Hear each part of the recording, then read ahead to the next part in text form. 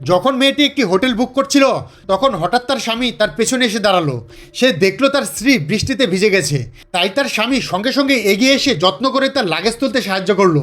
তারপর সে তার স্ত্রীর হাত ধরে তাকে টেনে নিয়ে গিয়ে হোটেলের ভেতরে ঢুকলো।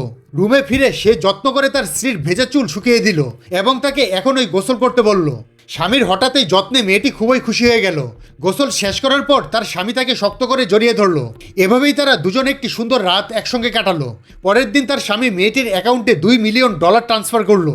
মেয়েটি জিজ্ঞেস করলো সে কেন সবসময় তাকে টাকা পাঠায়। তখন তার স্বামী বলল সে শুধু চায় মেয়েটি নিজের জন্য সুন্দর সুন্দর কাপড় কিনুক। এটা শুনে মেয়েটি খুশি হয়ে সঙ্গে সঙ্গে স্বামীর বুকে ঝাঁপিয়ে পড়ল এবং বলল এখন সে নিজেকে খুব সুন্দর করে সাজাবে। পরে তারা একটি ফ্যাশন পার্টিতে গেল।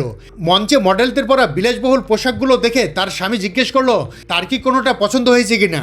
কিন্তু মেয়েটি বলল সে এখানে থাকা সব পোশাকই চায়, কারণ সে মনে করে এই পোশাকগুলো পরলে তাকে একদম ঝলমলে সিনেমার তারকার মতো দেখাবে। তখন তার স্বামী তাকে সেখান থেকে নিয়ে গেল এবং একজন শীর্ষ ফ্যাশন ডিজাইনারকে আমন্ত্রণ জানালো, যাতে তিনি ব্যক্তিগতভাবে তাদের দুজনের জন্য একটি বিলাসবহুল বিয়ের পোশাক ডিজাইন করেন। এ কথা শুনে মেয়েটি খুশিতে তার স্বামীর দিকে তাকালো।